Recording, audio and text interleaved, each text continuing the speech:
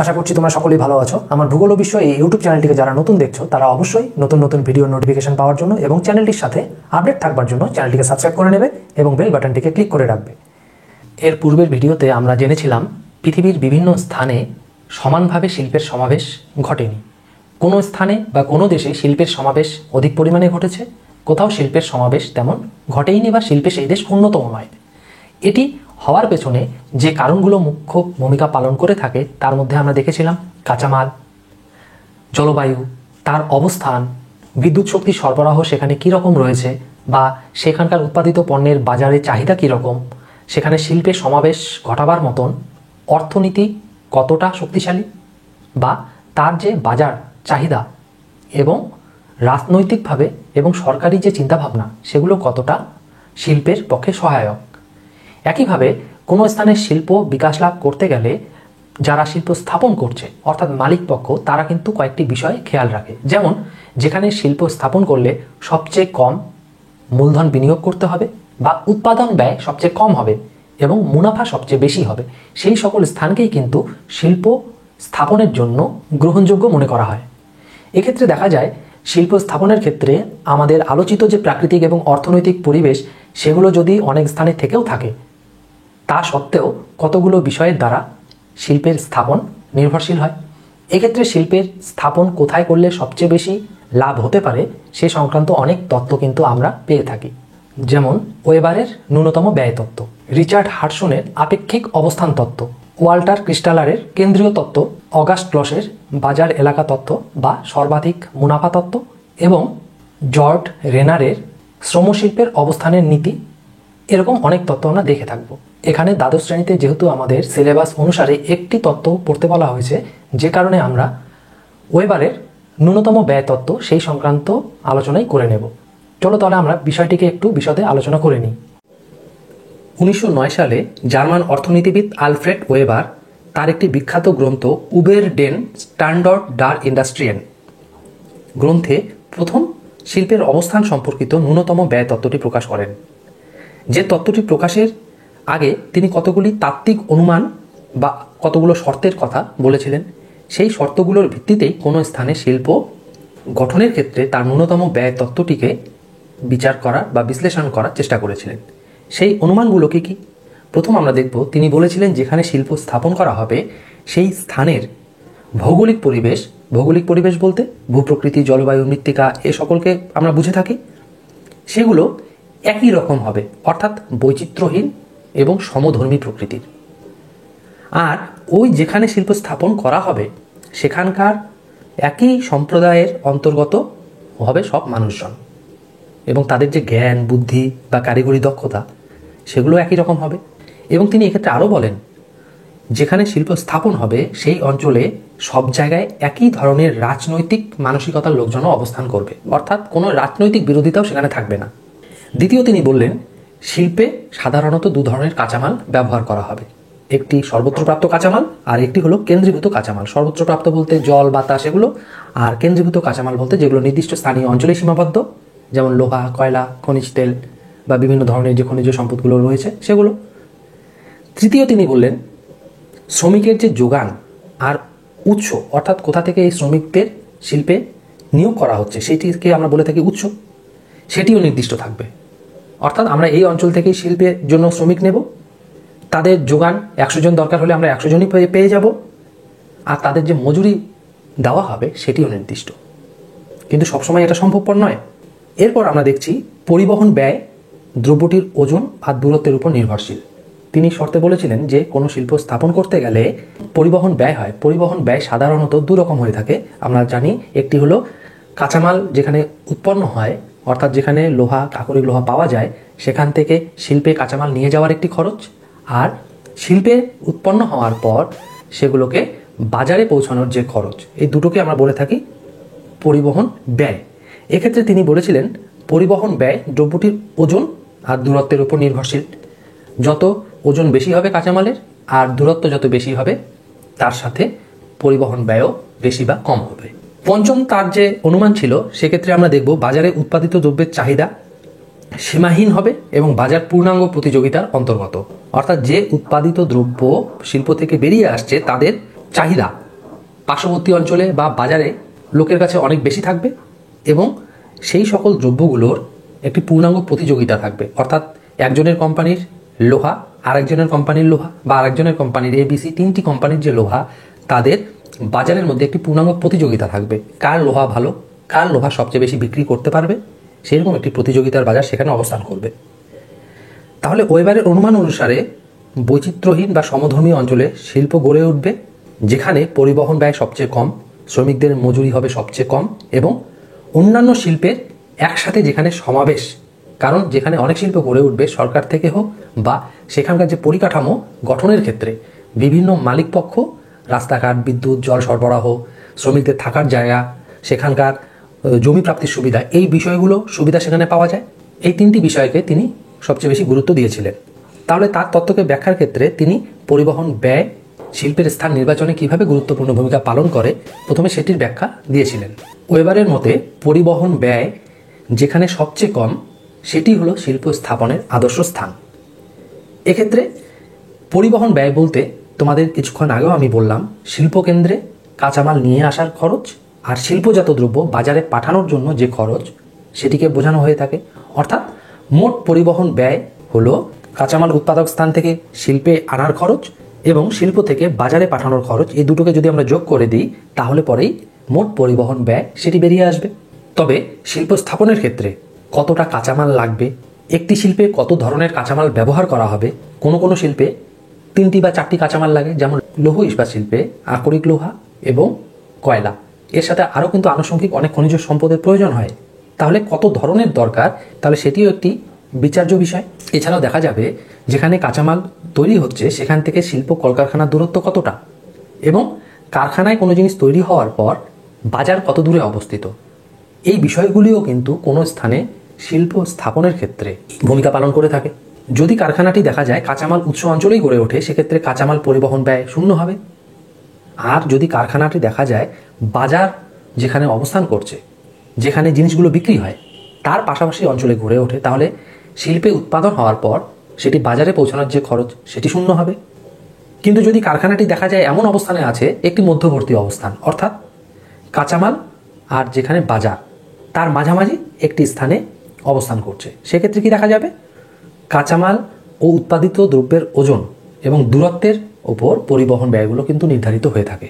কোনো শিল্প কাঁচামালের উৎস অঞ্চলে গড়ে উঠবে নাকি সেটি বাজারের পাশে গড়ে উঠবে, সেটি নির্ভর করে একটি বিষয়ের উপর, যেটিকে বলা হয় পণ্য সূচক বা ম্যাটেরিয়াল ইন্ডেক্স। পণ্য সূচক কি? পণ্য সূচক হলো কেন্দ্রীভূত কাঁচামাল ও উৎপাদিত দ্রব্যের যে ওজন তার একটি অনুপাত। অর্থাৎ একটি শিল্পে কতটা পরিমাণ কাঁচামাল প্রয়োজন হচ্ছে এবং তার থেকে কতটা পরিমাণ দ্রব্য উৎপাদিত হচ্ছে। এক্ষেত্রে বিষয়টিকে তোমরা একটু বুঝে নাও।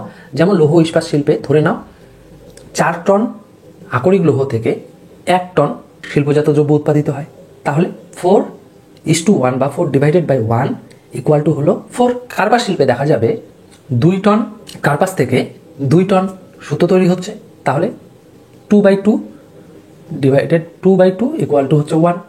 তাহলে এখানে 1 বা 4 এগুলো হচ্ছে পণ্য সূচক বা ম্যাটেরিয়াল ইন্ডেক্স। এই পণ্য সূচকের মানের উপর কোনো স্থানে কোন স্থানে শিল্প গড়ে তোলা বেশি লাভজনক সেটি নির্ভর করে থাকে।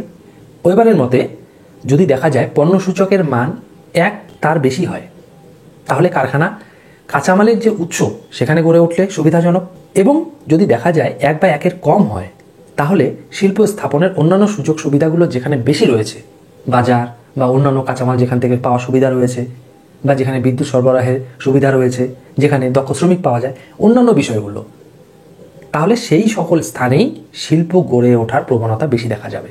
তাহলে পণ্যসূচক কীভাবে শিল্প স্থাপনে গুরুত্বপূর্ণ ভূমিকা পালন করে সেটি আমরা কয়েকটি উদাহরণের মাধ্যমে বুঝে নেওয়ার চেষ্টা করব। ওয়েবার বলেন যে সকল শিল্প শুধুমাত্র একটি কাঁচামাল ব্যবহার করে শিল্পজাত দ্রব্য উৎপাদন করে, সেই সকল শিল্প কাঁচামালের উৎস আর বাজার সংযোগকারী সরলরেখায় অবস্থান করে। তার মানে একটি সরলরেখায় তাকে অবস্থান করতে আমরা এখানে দেখছি।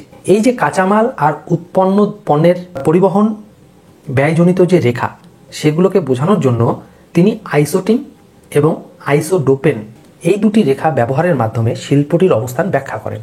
তাহলে প্রথম আমরা দেখে নিই আইসোটিন ও আইসোডোপেন কি। আইসোটিন বলতে এটি একটি সম পরিবহন ব্যয় রেখা, তোমরা প্রথমে একটু এই ছবির মধ্যে দেখে নাও। আমি যদি একটি কাঁচামালের উৎস ধরে নিই, এখান থেকে এই যে বৃত্তগুলো রয়েছে, যে বৃত্তে ওই যে রেখাটির যেখানেই আমরা যাই না কেন সেখানে সম পরিবহন ব্যয় হবে। একইভাবে উৎপন্ন যে দ্রব্য বাজারে পাঠানোর জন্য একটি নির্দিষ্ট দূরত্ব পর্যন্ত তার যে কোনো জায়গায় সম পরিবহন হবে।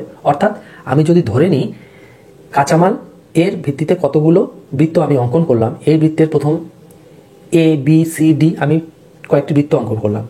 এ রেখার যে কোনো জায়গায় সম পরিবহন অর্থাৎ কাঁচামাল নিয়ে যাওয়ার খরচ এক, বি লাইনের যে কোনো জায়গায় খরচ একই হবে। একইভাবে উৎপন্ন দ্রব্য বাজারে পাঠানোর জন্য তার একটি নির্দিষ্ট দূরত্ব পর্যন্ত পরিবহন ব্যয় একই রকম হবে। এক্ষেত্রে আমি ধরে নিচ্ছি এ বি সি, এ বরাবর একই খরচ, বি বরাবর একই খরচ। তাহলে এই রকম যে আলাদা আলাদা কাঁচামাল এবং উৎপাদিত দ্রব্যের পরিবহন, সেই দুটিকে বোঝানোর জন্য দুই ধরনের পরিবহনের উপর ভিত্তি করে কতগুলো বৃত্তাকার রেখা অঙ্কন করেন, যেগুলোকেই বলা হয় আইসোটিম। তাহলে আইসোটোপেন কি? এবার যদি আমরা দেখি কাঁচামাল পরিবহন ব্যয়জনিত যে আইসোটিম আর উৎপাদিত দ্রব্যের যে আইসোটিম, সেই বৃত্তগুলি এবার আমরা পাশাপাশি যদি দুইজনকে অঙ্কন করতে থাকি এবং পরস্পরকে যদি ছেদ করতে থাকে, তাহলে ছেদ বিন্দুগুলিকে রেখা দ্বারা যুক্ত করলে আরেকটি উপবৃত্তাকার রেখা এখানে পাওয়া যাবে, যাকে বলা হয় আইসোডোপেন। তাহলে আইসোডোপেনকে যদি আমরা সংজ্ঞা আকারে একটু বুঝে নেওয়ার চেষ্টা করি, কি হবে? কাঁচামাল আর উৎপন্ন পণ্যের সমান মোট পরিবহন ব্যয় বিশিষ্ট স্থানগুলিকে যে উপবৃত্তাকৃতি রেখা দ্বারা যুক্ত করা হয় তাকে সমমোট পরিবহন ব্যয় রেখা বা আইসোডোপেন বলে। আর ওয়েবারের মতে এই আইসোডোপেন বরাবর শিল্প স্থাপন হচ্ছে সবচেয়ে সুবিধাজনক এবং সবচেয়ে লাভজনক। যখন একটি বাজার ও একটি কেন্দ্রীভূত কাঁচামাল সেটি হবে বিশুদ্ধ। বিশুদ্ধ বলতে এর আগের ভিডিওতে আমরা জেনেছি, যার উৎপাদিত পণ্য ওজনের আগেও যা ওজন থাকবে কাঁচামালের, উৎপাদিত পণ্য সেই একই সম ওজনের হয়ে থাকবে। এরকম হচ্ছে কার্পাস। তাহলে একটি বাজার আর একটি যদি কেন্দ্রীভূত বিশুদ্ধ কাঁচামাল হয়, সেক্ষেত্রে কাঁচামাল ও উৎপন্ন পণ্য পরিবহন ব্যয় সমান হওয়ায় বিশুদ্ধ কাঁচামাল ব্যবহারকারী শিল্প, কাঁচামাল উৎস বা বাজার, এই দুটির মধ্যবর্তী যে কোনো স্থানে শিল্প গড়ে উঠতে পারে। যেহেতু এখানে বলা হচ্ছে বিশুদ্ধ কাঁচামাল একটি, অর্থাৎ এরকম আমরা শিল্পের অবস্থান দেখব কাঁচামাল বা বাজার তার মাঝামাঝি যে কোনো জায়গায় গড়ে উঠতে পারে, সেটি হলো কার্পাস বস্ত্র বয়ন শিল্প। একইভাবে আমরা যদি দ্বিতীয় পরিস্থিতি এখানে খেয়াল করি, সেক্ষেত্রে দেখব বাজার একটি এবং একটি কাঁচামাল থাকবে, সেখানেও শিল্পে একটি কাঁচামাল প্রয়োজন, কিন্তু কি কাঁচামাল? অবিশুদ্ধ বা অশুদ্ধ কাঁচামাল প্রয়োজন। তাহলে কি হবে? উৎপন্ন পণ্যের পরিবহন ব্যয় তার থেকে বেশি হবে কাঁচামালকে শিল্পকেন্দ্রে নিয়ে আসার যে খরচ সেটি। তাহলে কাঁচামাল নিয়ে আসার খরচ যেহেতু বেশি, তাই এই ধরনের যখন কাঁচামাল ব্যবহার করা হবে অর্থাৎ অশুদ্ধ, যেমন লৌহ আকরিক, সেক্ষেত্রে শিল্প কলকারখানাটিকে যদি কাঁচামাল উৎসের পার্শ্ববর্তী অঞ্চলেই গড়ে তোলা হয়, সেটি বেশি লাভজনক হবে। না হলে পরে কি দেখা যাবে? কাঁচামাল যে সংগ্রহের ব্যয় সেটি বৃদ্ধি পাবে, আর যে উৎপাদিত পণ্য সেটিকে বাজারে পাঠানোর খরচও একটি তার সাথে যোগ হয়ে যাবে, যার ফলে শিল্পজাত দ্রব্যের মূল্য কিন্তু অনেক বৃদ্ধি ঘটবে। এক্ষেত্রে আমরা দেখে থাকি লোহা ইস্পাত শিল্প তার প্রকৃষ্ট উদাহরণ। যদি কাঁচামাল দূরবর্তী স্থান থেকে সেটি গড়ে ওঠে, যদি বাজারের কাছে গড়ে ওঠে, সেক্ষেত্রে কিন্তু খরচ উৎপাদিত দ্রব্যের অনেক বেশি হবে। সেক্ষেত্রে আমরা দেখব যে লৌহজাত জিনিসগুলো আমরা ব্যবহার করি, ধরে নাও বাড়ি বানানোর জন্য আমরা রড ব্যবহার করছি, সেই রড কাঁচামাল উৎস অঞ্চল থেকে যদি 1000 কিলোমিটার দূরে গড়ে ওঠে, তার উৎপাদিত পণ্যের অর্থাৎ রডগুলোর দাম কিন্তু আমাদের কাছে অনেক বেশি হয়ে পৌঁছবে। এরপর তৃতীয় যে পরিস্থিতি, সেক্ষেত্রে আমরা দেখব একটি বাজার আর একটি সর্বত্র লভ্য কাঁচামাল যেখানে থাকবে, সেক্ষেত্রে শিল্প কোথায় গড়ে তোলা বেশি লাভজনক? এক্ষেত্রে সব জায়গায় পাওয়া যায় এরূপ একটি কাঁচামাল, আমরা ধরে নিচ্ছি জল। তাহলে ব্যবহারকারী যে শিল্প অর্থাৎ যেখানে জল ব্যবহার করা হবে, তার কাঁচামাল বহন ব্যয় শূন্য। কোনো নদী, হ্রদ বা তার পার্শ্ববর্তী অঞ্চলে সে গড়ে উঠতে পারে, কারণ জল সেখানে অ্যাভেলেবেল।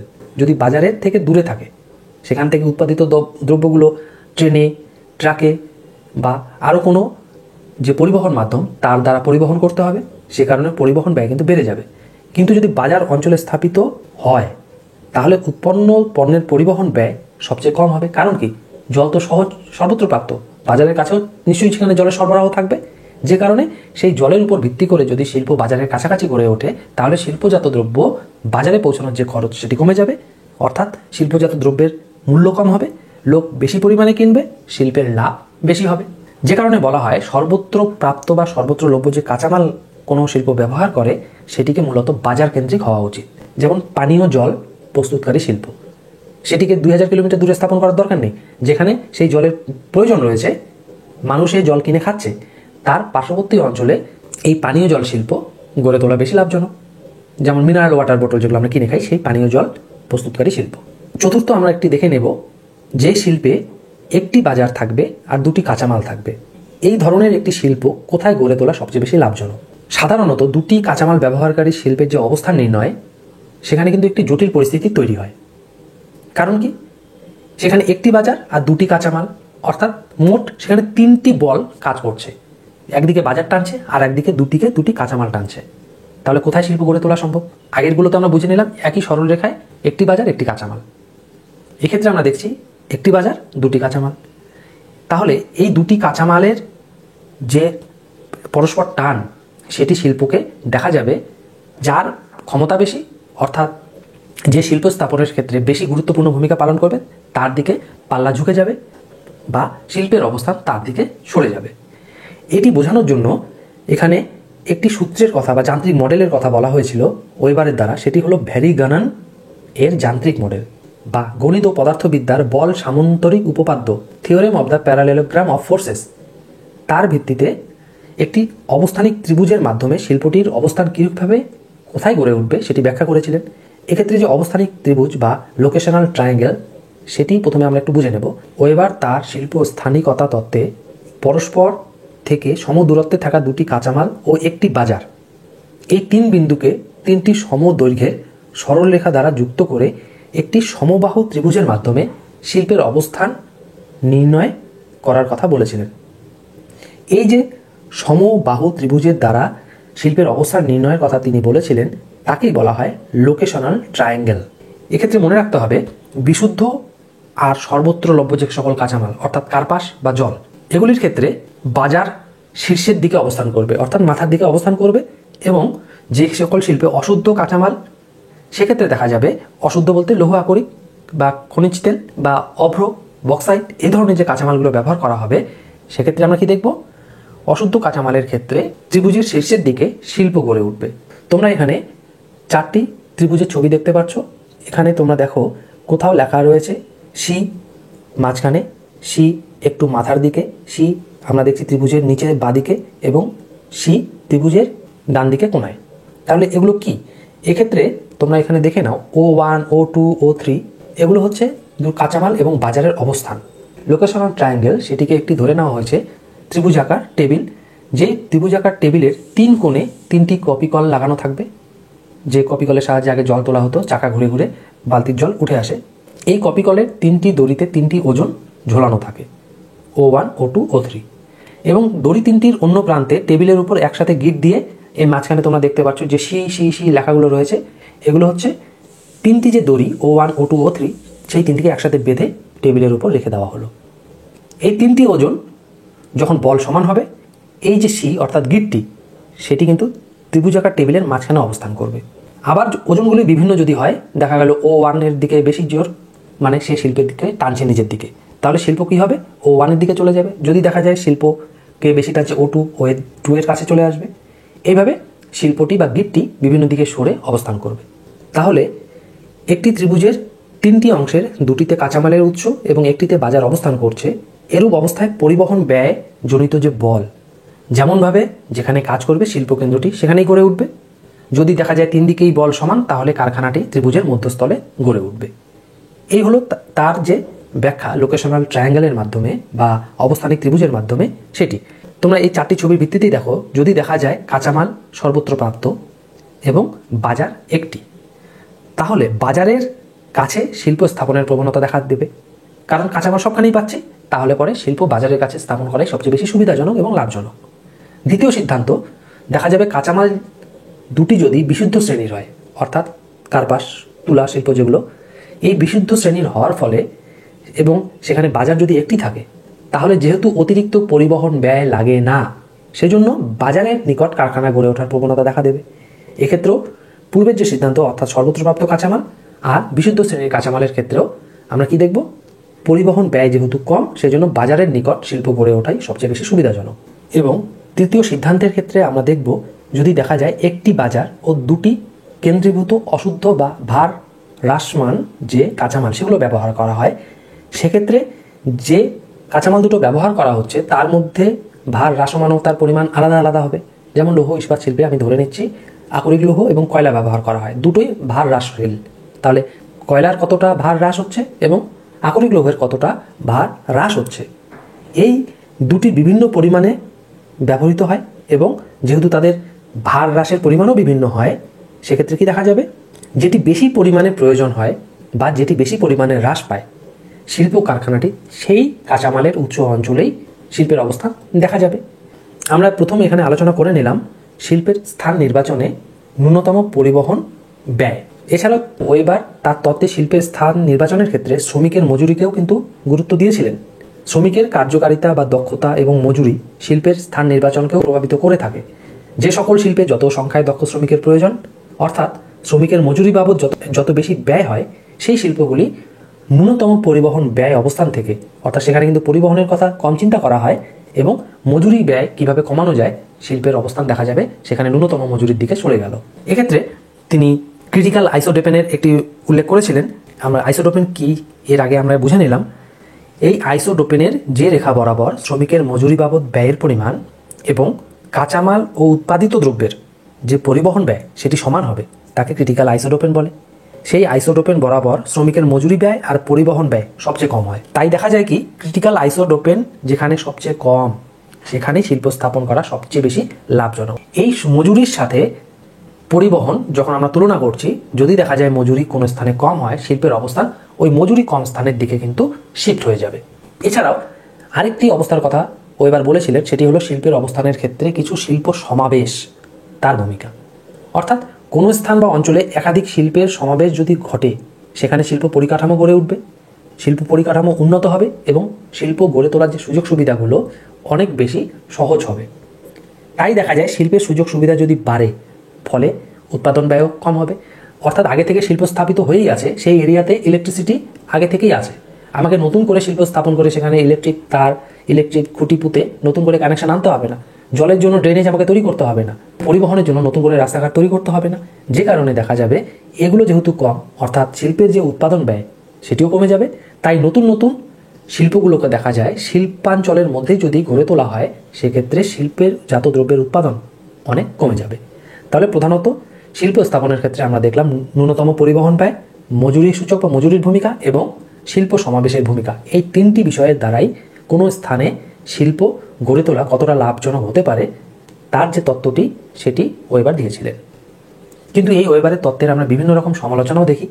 এই সমালোচনাগুলোর মধ্যে দেখা যায় ওয়েবার যে প্রাথমিক অনুমানগুলোর কথা বলেছিলেন, একই ধরনের ভৌগোলিক অবস্থান, একই ধরনের আর্থসামাজিক পরিবেশ বা মজুরি, এগুলো কিন্তু সব জায়গায় বাস্তবে পাওয়া সম্ভবপর নয়। স্থান ভেদে সেখানে বিভিন্ন জনজাতির, বিভিন্ন কালচারের এবং বিভিন্ন রাজনৈতিক মানসিকতার লোকজন বসবাস করে, তাই সেদিক থেকে সমালোচিত হয়েছিল। একইভাবে দেখা যায় শিল্প স্থাপনের ক্ষেত্রে ওয়েবার পরিবহন ব্যয়, মজুরি, শিল্প সমাবেশ এই বিষয়গুলোকে গুরুত্ব দিয়েছিলেন। কিন্তু তিনি সরকারি নীতি, পরিকল্পনা, সেখানে ট্যাক্স কীরকম হবে নতুন শিল্প স্থাপনের ক্ষেত্রে, সরকারি সহযোগিতা কতটা পাওয়া যাবে, এই বিষয়গুলিকে গুরুত্ব দেননি। কিন্তু কোনো শিল্প স্থাপনের ক্ষেত্রে এই বিষয়গুলো কিন্তু মুখ্য ভূমিকা পালন করে থাকে। এছাড়াও দেখা যায় ওয়েবার পরিবহন ব্যয়ের হিসেব করেছেন দূরত্বের ভিত্তিতে, যত দূর যাবে পরিবহন ব্যয় তত বাড়বে। অথচ পরিবহন ব্যবস্থার যে গুণাগুণ, পণ্যের প্রকৃতি, এই সকল বিষয়কে তিনি গুরুত্ব দেননি। অর্থাৎ কি মোড অফ ট্রান্সপোর্ট সেখানে ব্যবহার করা হচ্ছে, ট্রেন, ট্রাক, নাকি জাহাজ, নাকি এরোপ্লেন, তার কোনো উল্লেখ নেই। তিনি সবগুলোকে একই ধরে চলেছেন। এবং পণ্যের প্রকৃতি কী রকম, তুলো আর লোহার পার্থক্য তোমরা সকলেই বোঝো, এক ট্রাক তুলো আর এক ট্রাক লোহা, এর মধ্যে তো নিশ্চয়ই পার্থক্য রয়েছে, সেই পার্থক্য কিন্তু তিনি উল্লেখ করেননি। পরিবহন ব্যয় সংক্রান্ত আলোচনায় ব্রেক অফ বাল্ক অবস্থানগুলির উপর গুরুত্ব দেননি। ব্রেক অফ বাল্ক বলতে কোনো পরিবহন মাধ্যম দ্বারা যখন কোনো স্থানে পণ্যদ্রব্যকে নিয়ে আসা হয়, আবার তারপর পরিবহনের সুবিধার জন্য পণ্যদ্রব্যগুলিকে ছোট ছোট ভাগে বিভিন্ন স্থানে প্রেরণ করা হয়। যে স্থানগুলোতে এরূপ ঘটানো হয় সেগুলোকে বলা হয় ব্রেক অফ বাল্ক। যেমন রেল স্টেশন বা বন্দর, বন্দরে দেখা গেল বিভিন্ন দেশ থেকে কাঁচামাল এলো, সেগুলোকে ট্রাকে বা ট্রেনে করে বিভিন্ন জায়গায় পাঠানো হচ্ছে। ট্রেনে পৌঁছানোর পর রেল স্টেশন থেকে সেগুলোকে ট্রাকে করে বা লরিতে করে বিভিন্ন স্থানে পাঠানো হচ্ছে। তাহলে বারবার সেই পদার্থগুলোকে বিভিন্ন জংশনে আলাদা আলাদা করে আলাদা পরিবহন মাধ্যমে পাঠানো হয়। সে কারণে কিন্তু দেখা যায় শিল্প স্থাপনের খরচ অনেক বেড়ে যায়। এই বিষয়টি তার তত্ত্বে নেই। শিল্প সমৃদ্ধ অঞ্চলগুলিতে সময়ের সাথে সাথে পূর্ণাঙ্গ প্রতিযোগিতার যে ধারণাটি সেটি ক্রমশ বদলে যাচ্ছে, কারণ পূর্ণাঙ্গ প্রতিযোগিতার বাজার সবসময় গতিশীল।